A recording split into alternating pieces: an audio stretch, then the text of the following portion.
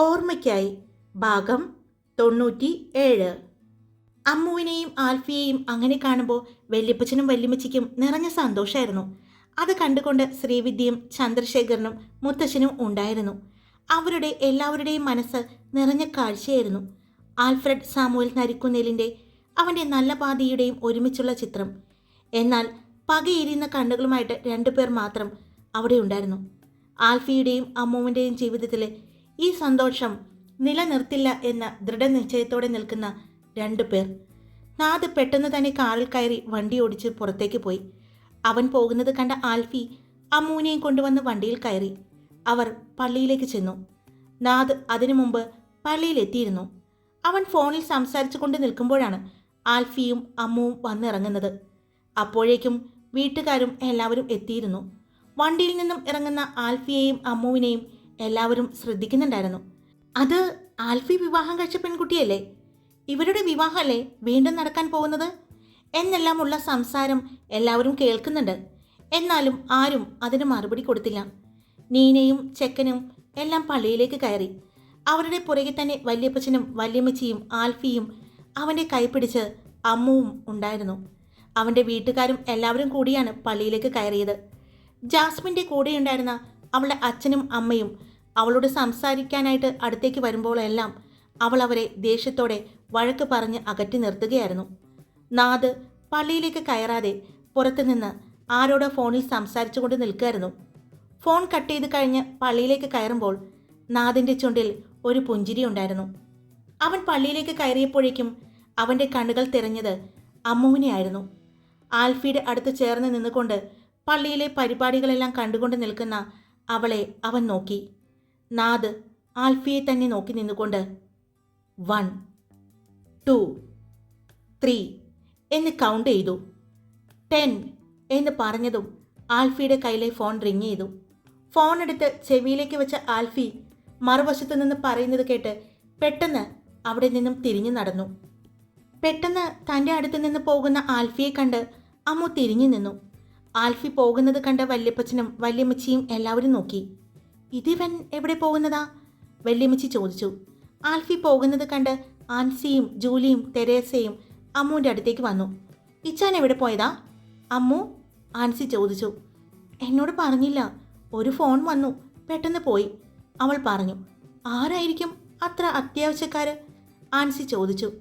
ആൽഫി മുന്നിൽ നിന്നും നടന്നു വരുന്നത് കണ്ടപ്പോൾ ജഗദീഷും എൽദോയും കേശവും പള്ളിയിൽ ഏറ്റവും പുറകിൽ തന്നെ നിൽക്കുന്നുണ്ടായിരുന്നു. ആൽഫിയെ കണ്ടതും അവർ എന്താണെന്ന് ചോദിച്ചു.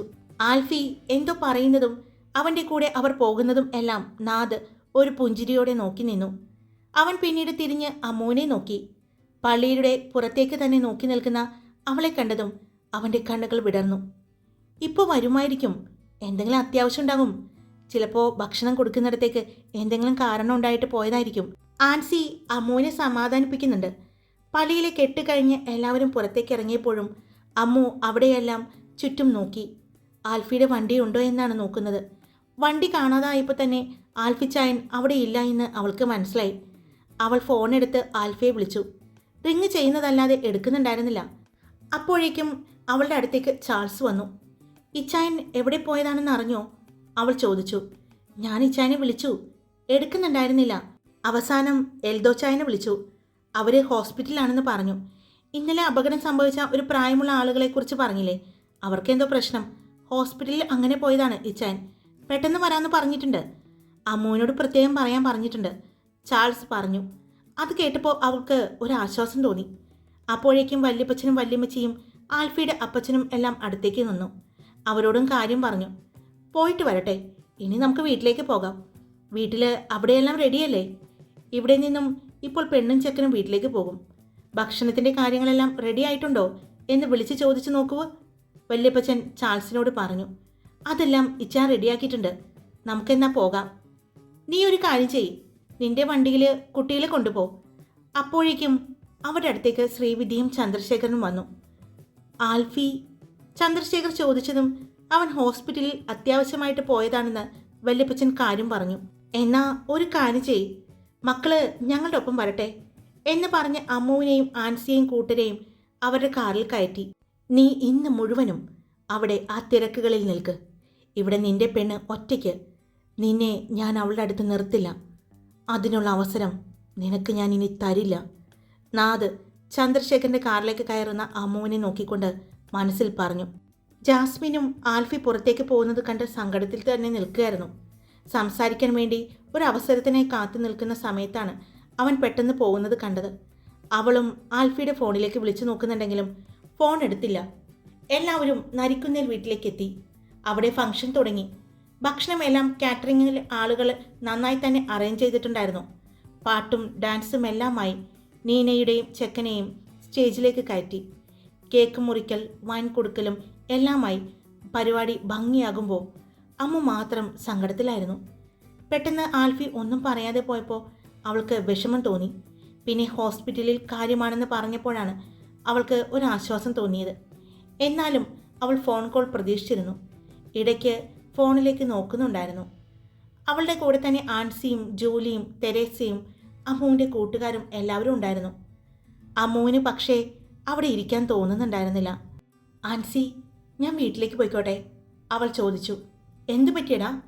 ഇച്ചാൻ പറയാതെ പോയതിൻ്റെ സങ്കടത്തിലാണോ? ആൻസി ചോദിച്ചു. എനിക്ക് ഈ ശബ്ദം കേട്ടിട്ട് വല്ലാതെ തലവേദനിക്കുന്നു, അവൾ പറഞ്ഞു. നമുക്ക് നമ്മുടെ വീട്ടിലേക്ക് പോകാം, അവിടെ പോയിരിക്കാം. ഭക്ഷണം വേണമെങ്കിൽ നമുക്ക് അങ്ങോട്ട് എത്തിക്കാൻ പറയാം എന്ന് പറഞ്ഞ് അവരെല്ലാവരും കൂടി അവിടെ നിന്നും എഴുന്നേറ്റു. അവർ നരിക്കുന്നേൽ വീട്ടിലെ അവിടെ ഹാളിൽ തന്നെ എല്ലാവരും ഇരുന്നു. അമ്മു ഫോണിലേക്ക് നോക്കുന്നത് കണ്ടതും, അമ്മു അത്യാവശ്യമായിട്ട് പോയതായിരിക്കും, അല്ലെങ്കിൽ ഇങ്ങനെ പെട്ടെന്ന് പോവില്ല. ചിലപ്പോൾ ഹോസ്പിറ്റലിൽ എന്തെങ്കിലും എമർജൻസി ഉണ്ടാകും. നീ വേണമെങ്കിൽ ജഗദീഷ് ചേട്ടനെയോ അല്ലെങ്കിൽ എൽദോ ചേട്ടനെയോ ആരെങ്കിലും ഒന്ന് വിളിച്ചു നോക്ക്, അവർ പറയും എന്താ സിറ്റുവേഷൻ എന്ന്, ആൻസി പറഞ്ഞു. വേണ്ട, തിരക്കായിരിക്കും, അത്യാവശ്യമാണെങ്കിൽ വിളിച്ച് ശല്യം ചെയ്യണ്ട, അമ്മു പറഞ്ഞു. ഇതിപ്പോൾ വിളിക്കണ്ട എന്ന് നീ പറയുന്നു, വിഷമിച്ചിരിക്കുന്നതും നീ തന്നെ, ആൻസി പറഞ്ഞു. എല്ലാവരും അവളുടെ ചുറ്റും തന്നെ കൂടി കളിച്ചിരികളും സംസാരവുമായിട്ട് അവളുടെ മൈൻഡ് മാറ്റിയെടുക്കാൻ നോക്കുന്നുണ്ട്. ഇതെല്ലാം കണ്ടുകൊണ്ട് നാദ് അവിടെ ഉണ്ടായിരുന്നു. അമ്മുവും കൂട്ടരും തറവാട്ടിലേക്ക് പോകുന്നത് കണ്ട നാദ് ഫോൺ എടുത്ത് സ്റ്റീഫനെ വിളിച്ചു. എന്തായി പപ്പ, അവിടുത്തെ കാര്യങ്ങൾ? എന്ത്? അവന് പെട്ടെന്ന് അങ്ങോട്ട് വരാൻ പറ്റാത്ത രീതിയിൽ ഞാൻ ആക്കിയിട്ടുണ്ട്. എന്താവശ്യമായിരുന്നു ഇങ്ങനൊരു പ്രശ്നം? സ്റ്റീഫൻ ചോദിച്ചു. വേണം, അവൻ ഇന്ന് രാവിലെ മുതൽ എൻ്റെ മുന്നിൽ അവളെ ചേർത്ത് പിടിച്ചുകൊണ്ട് നടക്കുന്നത് ഞാൻ കണ്ടു. അവളെ അവൻ അങ്ങനെ ചേർത്ത് പിടിക്കണ്ട. അതും പറഞ്ഞ് വേണ്ട, ഞാനൊന്നും പറയുന്നില്ല, നീ എന്തെങ്കിലും കാണിക്ക്. എന്തായാലും പെട്ടെന്ന് ആൽഫിക്ക് അങ്ങോട്ട് വരാൻ പറ്റില്ല. നീ പറഞ്ഞതുപോലെ എല്ലാം ഞാൻ ചെയ്തിട്ടുണ്ട് എന്ന് പറഞ്ഞ് സ്റ്റീഫൻ ഫോൺ കട്ട് ചെയ്തു. നാദ് തറവാട്ടിലേക്ക് കയറി ചെന്നു. സോഫയിലിരിക്കുന്ന അമ്മുവിൻ്റെ നേരെ ഓപ്പോസിറ്റായിട്ട് അവൻ വന്നിരുന്നു. നിങ്ങളെന്താ ഇങ്ങോട്ട് പോകുന്നത്? നാദ് ചോദിച്ചു. ചേട്ടൻ എന്തിനാ ഇങ്ങോട്ട് പോകുന്നത്? അവൻ്റെ ചോദ്യം കേട്ട് ആൻസി തിരിച്ചു ചോദിച്ചു. ഞാൻ ഫോൺ ചെയ്ത് പുറത്ത് നിൽക്കുമ്പോഴാണ് നിങ്ങളെല്ലാവരും കൂടി കയറി വരുന്നത് കണ്ടത്, അതുകൊണ്ട് കൂടെ വന്നതാ. എന്തെങ്കിലും പ്രശ്നമുണ്ടോ? പെട്ടെന്ന് ആൽഫി പോകുന്നത് കണ്ടല്ലോ, എന്താ കാര്യം? നാദ് ഒന്നും അറിയാത്തതുപോലെ ചോദിച്ചു.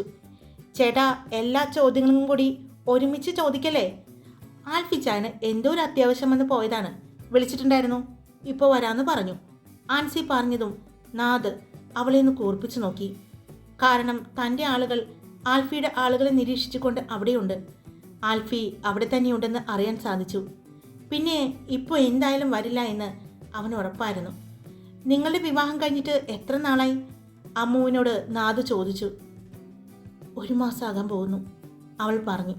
അതെയോ? വിവാഹം രജിസ്റ്റർ ചെയ്തതാണോ നിങ്ങൾ? അല്ലെങ്കിൽ വെറുതെ അമ്പലത്തിൽ കൊണ്ടുപോയി താലി ചാർത്തി എന്ന് മാത്രമേ ഉള്ളൂ? നാദ് ചോദിച്ചു. ചേട്ടാ, ഇവരുടെ വിവാഹം രജിസ്റ്റർ ചെയ്തു. 2 അമ്പലങ്ങളിൽ വെച്ച് ആൽഫി ചായൻ്റെ താലി അമ്മുവിൻ്റെ കഴുത്തിൽ വീണിട്ടുണ്ട്. അടുത്ത ആഴ്ച ഇവരുടെ വിവാഹം, അതായത് വിഷുവിന് മുമ്പ്. ആൽഫി ചായൻ്റെയും അമ്മുവിൻ്റെയും വിവാഹം ഇന്ന് ഈ വിവാഹം നടന്നില്ലേ, ആ പള്ളിയിൽ വെച്ച്. വിവാഹവും വിവാഹത്തോടനുബന്ധിച്ച എല്ലാ പരിപാടികളും ഇവിടെ അടുത്ത് തന്നെ ഞങ്ങളുടെ സ്ഥലമുണ്ട്, അവിടെ ചേട്ടൻ കണ്ടു കാണും. അവിടെ ആൽഫി ചായൻ്റെയും അമ്മൂട്ടിയുടെയും വിവാഹ പന്തൽ ഒരുങ്ങിക്കൊണ്ടിരിക്കുകയാണ്. അവിടെ വെച്ച് അവരുടെ ബാക്കിയുള്ള ചടങ്ങുകളുണ്ടാവും. അതിനുശേഷം 2 ദിവസം കഴിഞ്ഞ് ഹൈദരാബാദ് വെച്ച് അവിടെ ഒരു റിസപ്ഷൻ നടത്തുന്നുണ്ട്. അത് ശ്രീവിദ്യ ആൻറ്റിയുടെയും ചന്ദ്രശേഖർ അങ്കിളിൻ്റെയും സുഹൃത്തുക്കളും സഹപ്രവർത്തകരും എല്ലാവരും കൂടി കൂട്ടി. ഇത്രയുമാണ് ആൽഫി ചായൻ്റെയും അമ്മുവിൻ്റെയും വിവാഹ കാര്യങ്ങൾ. ഇനി എന്തെങ്കിലും ചേട്ടൻ അറിയണോ? ജോലി പറഞ്ഞതും നീ എന്തിനാ ഇത്രയും വിശദമായിട്ട് പറഞ്ഞത്? അവളോട് ആൻസി ചോദിച്ചു. അല്ലാതെ പിന്നെ ചേട്ടൻ ഇനി അടുത്ത ചോദ്യം ചോദിക്കും. അതിലും നല്ലത് എല്ലാം പറഞ്ഞു കഴിഞ്ഞാൽ പിന്നെ ഒന്നേന്ന് വെച്ച് നമുക്ക് ആൻസർ പറയണ്ടല്ലോ, ജൂലി പറഞ്ഞു. ഓ അങ്ങനെ. അതെ, ആ ചേട്ടൻ്റെ നോട്ടവും സംസാരവും അത്ര ശരിയല്ല. അല്ലെങ്കിൽ നമ്മൾ പെൺകുട്ടികൾ മാത്രം ഇങ്ങോട്ട് കയറി വരുമ്പോൾ അയാൾ ഈ പുറകെ മനം പിടിച്ച് വരേണ്ട ആവശ്യമില്ലല്ലോ, തെരേസ പറഞ്ഞു. അത് ശരിയോ, അവൻ്റെ നോട്ടം മുഴുവനും നമ്മുടെ അമ്മുവിലാണ്, പല്ല് കടിച്ചുകൊണ്ട് ഐശ്വര്യ പറഞ്ഞു. എന്നാ ഇതൊന്നും ശ്രദ്ധിക്കാതെ അമ്മു ആൽഫിയുടെ ഫോൺ കോളിനായി ഫോണിൽ തന്നെ നോക്കിയിരിക്കുകയാണ്. അപ്പോഴാണ് അവളുടെ ഫോൺ റിങ് ചെയ്തത്. പെട്ടെന്ന് തന്നെ ആൽഫിയാണെന്ന് കരുതി നോക്കിയപ്പോൾ അപ്പു ആയിരുന്നു. അമ്മു, എന്തായി അവിടെ? കല്യാണ പരിപാടിയെല്ലാം കഴിഞ്ഞോ? നിന്റെ ഫോട്ടോ കണ്ടു, സൂപ്പറായിട്ടുണ്ട്, നന്നായിട്ടുണ്ട് ഡ്രസ്സ്. അപ്പു വാതോരാതെ പറഞ്ഞ് സംസാരിക്കുകയാണ്. എന്തു പറ്റി അമ്മു? നിനക്കെന്തെങ്കിലും സങ്കടമുണ്ടോ? അപ്പു ചോദിച്ചതും അമ്മുവിന് ചെറുതായി സങ്കടം തോന്നി. എന്തു പറ്റിയടാ? അപ്പു ചോദിച്ചു. അത് ആൽഫിച്ചാൻ പോയ കാര്യങ്ങളെല്ലാം അവൾ പറഞ്ഞു. അതിനാണോടാ ഹോസ്പിറ്റൽ കേസ് എന്നൊക്കെ പറയുമ്പോൾ നീ ഒന്ന് ചിന്തിച്ചു നോക്ക്. അത്രയും എമർജൻസി ആയിട്ട് കൊണ്ടായിരിക്കും ഇച്ചാൻ പറയാതെ പോയത്. അതിന് നീ ഇങ്ങനെ വിഷമിച്ചിരിക്കാൻ പാടുണ്ടോ എന്നെല്ലാം ചോദിച്ച് അപ്പോൾ അവളെ ആശ്വസിപ്പിക്കാൻ ശ്രമിക്കുന്നുണ്ട്. വിളിച്ചിട്ട് എടുക്കാത്തതും അതുകൊണ്ടായിരിക്കും. എന്തായാലും ഇച്ചാൻ വിളിക്കുന്നില്ലെങ്കിൽ ചിലപ്പോൾ പെട്ടെന്ന് വരുമായിരിക്കും. നീ അങ്ങോട്ട് പോയി ആ കല്യാണം അടിച്ചു പൊളിക്കണ്ട കൊച്ചേ. നാളെ വൈകുന്നേരത്തോടു കൂടി ഞാൻ അങ്ങോട്ട് എത്തുന്നുണ്ട്, അപ്പു പറഞ്ഞു. അഗ്നിയേട്ടൻ എവിടെ? അമ്മു ചോദിച്ചു. ഇവിടെ ഇരിക്കുന്നുണ്ട്. ഞാൻ നാളെ വീട്ടിലേക്ക് പോകാൻ തിരക്ക് കൂട്ടുന്നു എന്ന് പറഞ്ഞ് 2-3 ദിവസം കൂടി ഇവിടെ നിൽക്കാം എന്നൊക്കെ പറയുന്നുണ്ട്. പക്ഷേ ഞാനില്ല എന്ന് പറഞ്ഞു. അതിൻ്റെ പിണക്കത്തിൽ മുഖം വീർപ്പിച്ചിരിക്കുന്നുണ്ട് ഇവിടെ, അപ്പു പറഞ്ഞു. ഞാൻ കൊടുക്കണോ? അപ്പു ചോദിച്ചു. വേണ്ട, ഞാൻ ആൽഫിച്ചാൻ വന്നിട്ട് വിളിക്കാം എന്ന് പറഞ്ഞ് അമ്മ ഫോൺ കട്ട് ചെയ്തു. ഇതേ സമയം ആൽഫിയും ജഗദീഷും എൽദോയും എല്ലാം കൂടി ഹോസ്പിറ്റലിന് പുറത്ത് തന്നെ നിൽക്കുന്നുണ്ട്. ഇതെപ്പോഴാണ് സംഭവം ഉണ്ടായത്? നമ്മുടെ ബസ് 9 മണിക്ക് ഓട്ടം ഓടുന്ന സമയത്താണ് ആ നിൽക്കുന്നവന്മാർ വണ്ടിയുമായിട്ട് ഓവർടേക്ക് ചെയ്തത്. രമേശ് ചേട്ടൻ കുറേ പ്രാവശ്യം അവർക്ക് കയറിപ്പോകാൻ അവസരം കൊടുത്തിട്ടും കയറിപ്പോകാനുള്ള ആ സ്പേസ് ഇല്ലാതിരുന്ന സ്ഥലത്ത് വെച്ച് അവന്മാർ വണ്ടി കയറ്റാൻ നോക്കി. ഇങ്ങോട്ട് വെട്ടിച്ച പാടത്തേക്ക് വണ്ടി മറിയുമെന്നുള്ളത് കൊണ്ട് രമേശ് ചേട്ടന് ഇങ്ങോട്ട് ഒതുക്കാനും പറ്റിയില്ല. അതുകൊണ്ട് അവന്മാരുടെ വണ്ടിയിൽ ഒന്ന് ഉരഞ്ഞു. വണ്ടി വില കൂടിയ വണ്ടിയാണെന്ന് പറഞ്ഞിട്ടായിരുന്നു അവന്മാർ മുന്നിൽ കൊണ്ടുവന്ന് വണ്ടി നിർത്തി. രമേശ് ചേട്ടനെ പിടിച്ച് വണ്ടിയിൽ നിന്നും ഇറക്കി തല്ലി. ചോദിക്കാൻ ചെന്ന ദീപുവിനെയും വിനുവിനെയും അടിച്ചു. അവർ 4 പേരുണ്ടായിരുന്നു. പക്ഷേ ഇപ്പോൾ അവന്മാർ 2 പേരേ ഉള്ളൂ. ബാക്കി 2 പേരെയും കണ്ടിട്ടില്ല. രമേശ് ചേട്ടന് ഇത്തിരി കൂടുതൽ പറ്റിയിട്ടുണ്ട്. കാലിനും കൈക്കും ഒടിവുണ്ട്. ബസ്സിൽ വലിയ തിരക്കുണ്ടായിരുന്നില്ല. കൂടുതലും സ്ത്രീകളായിരുന്നു. വിനുവിനും ദീപുവിൻ്റെയും കയ്യിലും നെറ്റിയിലുമാണ് മുറിവ്. പിന്നെ അതിൽ ടൗണിൽ നിന്ന് വന്നിരിക്കുന്ന ഏതോ വമ്പന്മാരുടെ മക്കളാണ് വണ്ടി ഓടിച്ചത് എന്ന് പറയുന്നത്. കണ്ടു നിന്ന ആളുകൾ ആൽഫിയോട് പറയുന്നതാണ് ഹോസ്പിറ്റലിൽ വെച്ച്. നമ്മുടെ വണ്ടിയുടെ മുൻഭാഗത്തെ ചില്ലെല്ലാം അവന്മാർ അടിച്ചു തകർത്തു. ആൽഫി ഒന്നും മിണ്ടാതെ കൈമുഷ്ടി കൂട്ടിപ്പിടിച്ച് ഇതെല്ലാം കേട്ടുകൊണ്ട് നിൽക്കുന്നുണ്ട്. അപ്പോഴേക്കും ഡോക്ടർ പുറത്തേക്ക് വന്നു. ആൽഫി ചെന്ന് അവൻ്റെ ബസ്സിലെ ജീവനക്കാരുടെ കാര്യങ്ങളെല്ലാം ഡോക്ടറോട് ചോദിച്ചു. എല്ലാം സംസാരിച്ചതിന് ശേഷമാണ് ആൽഫി ജഗദീഷിൻ്റെയും എൽദോയുടെയും അടുത്തേക്ക് വരുന്നത്. നിങ്ങളിവിടെ നിൽക്ക്, ഞാനിപ്പോൾ വരാം എന്ന് പറഞ്ഞ് ആൽഫി പുറത്തേക്ക് പോകാൻ നോക്കിയതും എൽദോ അവൻ്റെ കയ്യിൽ കയറി പിടിച്ചു. നീ ഇതെങ്ങോട്ടാ? ഞാനും വരാം. അപ്പോൾ തന്നെ ആൽഫിയുടെ ഫോൺ റിങ് ചെയ്തു. ഫോൺ എടുത്ത് അവൻ ചെവിയിലേക്ക് വെച്ചു. അവിടെ നിന്നും പറയുന്നത് കേൾക്കുന്നതല്ലാതെ അവൻ മറുത്തൊന്നും പറയാതെ നടക്കാൻ പോയതും ജഗദീഷ് ഞങ്ങളും വരുന്നു എന്ന് പറഞ്ഞ് അവൻ്റെ ഒപ്പം തന്നെ നടന്നു. ചേട്ടാ, നിങ്ങളിവിടെ ഉണ്ടാകണം. രമേശ് ചേട്ടൻ്റെയും ദീപുവിൻ്റെയും വിനുവിൻ്റെയും വീട്ടിൽ വിളിച്ച് പറഞ്ഞിട്ടുണ്ട്. അവരെല്ലാം ഇപ്പോൾ എത്തും. ഇവിടുത്തെ എല്ലാ കാര്യങ്ങളും നോക്കിക്കൊള്ളണം. എന്തുണ്ടെങ്കിലും ഞങ്ങളെ വിളിക്കണം. പൈസ ഓർത്ത് ടെൻഷൻ ആവണ്ട. നടന്നു പോകുന്നതിൻ്റെ ഇടയിൽ എൽദോ അവിടെ നിൽക്കുന്ന 2 പേരോട് വിളിച്ച് പറയുന്നുണ്ട്. ഇതൊന്നും നോക്കാതെ ആൽഫി മുണ്ടും മടക്കി കുത്തി ഫോണും ചെവിയിലേക്ക് വെച്ചുകൊണ്ട് പുറത്തേക്കിറങ്ങി. അവൻ്റെ കാറിൽ വന്ന് കയറി. എങ്ങോട്ടാ ആൽഫി? ജഗദീഷ് ചോദിച്ചു. പറയാം, നമ്മുടെ ബസ് എവിടെയുണ്ട്? ആൽഫി ചോദിച്ചു. അത് സംഭവം നടന്ന സ്ഥലത്ത് തന്നെ ഇട്ടിട്ടുണ്ട്, ആരും മാറ്റിയിട്ടില്ല, എൽദോ പറഞ്ഞു. അപ്പോൾ തന്നെ ആൽഫിയുടെ വണ്ടി അവൻ മുന്നോട്ടെടുത്തു. വണ്ടി വളരെ സ്പീഡിലാണ് അവൻ ഓടിച്ചത്. അവൻ്റെ വണ്ടി ചെന്ന് നിന്നത് അവൻ്റെ ബസ്സിനടുത്തേക്ക് ആയിരുന്നു. ബസ്സിൻ്റെ മുന്നിൽ കൊണ്ടുവന്ന് വണ്ടി നിർത്തി. ആൽഫി കാറിൽ നിന്നും ഇറങ്ങി അവൻ്റെ ബസ്സിലേക്ക് ഒന്ന് നോക്കി. ബസ്സിൻ്റെ മുന്നിലെ ചില്ല് തകർത്തിട്ടിരിക്കുന്നു. അവൻ കൈ പുറകിൽ കെട്ടി ബസ്സിന് ചുറ്റും നടന്നു. അത്യാവശ്യം ഉറഞ്ഞ പാടുകളും കാണുന്നുണ്ട്. അവൻ ബാക്കിലെ ഡോറ് വഴി അകത്തേക്ക് കയറി ഡ്രൈവിംഗ് സീറ്റിലേക്ക് ചെന്നു. അവിടെ ഉണ്ടായിരുന്ന ഒരു തുണി വെച്ച് സീറ്റിലെ ചില്ലെല്ലാം തട്ടി നീക്കി. അവൻ ഡ്രൈവിംഗ് സീറ്റിലേക്ക് കയറി. വണ്ടി സ്റ്റാർട്ട് ചെയ്തതും ആരെങ്കിലും എൻ്റെ കാർ എടുക്ക് എന്ന് പറഞ്ഞ് അവൻ പോക്കറ്റിൽ നിന്നും കാറിൻ്റെ താക്കോല് നീട്ടിപ്പിടിച്ചതും കേശവ് നീ കാർ എടുക്ക് എന്ന് പറഞ്ഞ് ജഗദീഷ് താക്കോൽ വാങ്ങി കേശവിന് കൊടുത്തു. എല്ലാവരെയും നോക്കിക്കൊണ്ട് പുറത്തേക്കിറങ്ങി കേശവ്. അപ്പോഴേക്കും ആൽഫി ബസ് എടുത്തിരുന്നു. എങ്ങോട്ടാണെന്ന് ജഗദീഷും എൽദോയും ചോദിക്കണമെന്നുണ്ടെങ്കിലും അവൻ്റെ മുഖത്തെ ദേഷ്യം കണ്ട് അവർക്ക് ചോദിക്കാൻ തോന്നിയില്ല. ആൽഫിയുടെ ബസ് പോകുന്നത് എല്ലാവരും നോക്കുന്നുണ്ട്, ഡ്രൈവ് ചെയ്തുകൊണ്ടിരിക്കുന്ന ആൽഫിയെയും. ആ ബസ് കുറേ ദൂരം ഓടി ഒരു തുറന്നിട്ട ഗേറ്റിനുള്ളിലൂടെ വലിയൊരു വീടിൻ്റെ മുന്നിൽ ചെന്ന് നരിക്കുന്നേൽ ബസ് ചെന്ന് നിന്നു. ഡ്രൈവിംഗ് സീറ്റിൽ നിന്നും ആൽഫി ചുറ്റും നോക്കി. ജഗദീഷും എൽദോയും നോക്കിയപ്പോഴാണ് അവിടെ സൈഡിൽ വലിയ ഷെഡിലായി കിടക്കുന്ന മാളിയേക്കൽ എന്ന് പറയുന്ന 4 ബസ് കാണുന്നത്. ജഗദീഷും എൽദോയും പരസ്പരം നോക്കി. ആ സമയം ആൽഫി ഡ്രൈവിംഗ് സീറ്റിൽ നിന്നും ചാടി പുറത്തേക്കിറങ്ങി. ആൽഫി ആ വലിയ വീടിൻ്റെ ഷെഡിൽ കിടക്കുന്ന ബസ്സുകളിലേക്ക് ഒന്ന് നോക്കി. പിന്നെ ഡ്രൈവിംഗ് സീറ്റിൻ്റെ താഴെ നിന്നും ഒരു വലിയ കമ്പിയെടുത്ത് അവൻ കയ്യിലെ വാച്ചും ഫോണും ഡ്രൈവിംഗ് സീറ്റിലേക്ക് വച്ചുകൊണ്ട് ആ കമ്പിയും കൊണ്ട് ബസ്സുകളുടെ അടുത്തേക്ക് നടന്നു. അപ്പോഴേക്കും ആ വലിയ വീടിന് മുന്നിലേക്ക് ആ വീട്ടിൽ നിന്നുള്ള 2-3 പേർ പുറത്തിറങ്ങി വന്നു നോക്കുന്നുണ്ട്. ഇത് നരിക്കുന്നൽ വീട്ടിലെ ആൽഫ്രഡ് അല്ലേ? മുറ്റത്ത് നിന്ന് ഒരാൾ പറയുന്നത് കേട്ടതും അയാളുടെ അടുത്ത് നിന്ന ചെറുപ്പക്കാരൻ ഓടി അകത്തേക്ക് പോയി. അപ്പോഴേക്കും ആൽഫി മാളിയേക്കലിൻ്റെ ആദ്യത്തെ ബസ്സിൻ്റെ അടുത്തേക്ക് എത്തിയിരുന്നു. അവൻ ആ ബസ്സിൻ്റെ മുന്നിൽ വന്ന് നിന്ന് ബസ്സിൻ്റെ പേരിലേക്ക് നോക്കി. മാളിയേക്കൽ. ആ പേര് വായിച്ചുകൊണ്ട് കയ്യിലിരുന്ന കമ്പിവടി വീശിയടിച്ചു. വലിയൊരു ശബ്ദത്തോടെ മുന്നിലെ ഗ്ലാസ് പൊട്ടിത്തകർന്നു. അവിടെയുണ്ടായിരുന്ന എല്ലാവരും കൈ ചെവിക്ക് മുകളിൽ വെച്ചു. എൽദോയും ജഗദീഷും ആൽഫിയെ തന്നെ നോക്കി നിന്നു. അപ്പോഴേക്കും അകത്തേക്ക് പോയ ചെറുപ്പക്കാരൻ ഒരാളെയും കൊണ്ടുവന്നു. എടാ എന്നുള്ള അലർച്ചയോടുകൂടി സ്റ്റീഫൻ മാളിയേക്കൽ ബസ്സിനടുത്തേക്ക് വരുന്നത് കണ്ടതും ആൽഫി മാളിയേക്കലിൻ്റെ 2ാമത്തെ ബസ്സിൻ്റെയും ഗ്ലാസ് തല്ലി തകർത്തു. അത് കണ്ടുകൊണ്ട് സ്റ്റീഫൻ അനങ്ങാൻ പറ്റാതെ അവിടെ നിന്നുപോയി.